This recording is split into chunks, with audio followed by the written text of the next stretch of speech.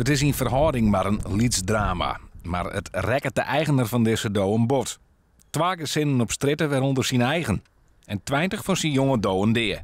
We lagen op een gegeven moment op bed om 12 en mijn vrouw die sliep al en ik hoorde allemaal rare geluiden.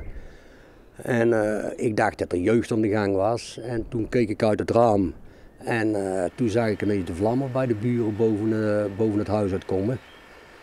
En toen ben ik als vlug mijn vrouw wakker gemaakt en naar de buren gerend, op de deur gebonkt. Want ja, daar liggen 2 kleine kinderen naar bed, de buurvrouw is ook nog zwanger. En die mensen naar bed getrommeld en die zijn naar buiten gekomen en ja, alles een beetje gered wat het te redden viel.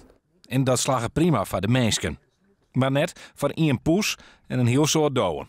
Ik heb al veel hulp aangeboden gekregen van liefhebbers en nou ja, voorlopig is dit eventjes voor mij de komende maanden eventjes einde duivensport. Want ik vind de klap mentaal toch wel, die komt best hard aan. En dat vind ik al erg. En dan ja, de woning ook helemaal ja, grotendeels achter helemaal kapot. En 1,5 jaar geleden alles nieuw verbouwd, nieuwe kazijn, alles weg weer. En nou ja, het is triest.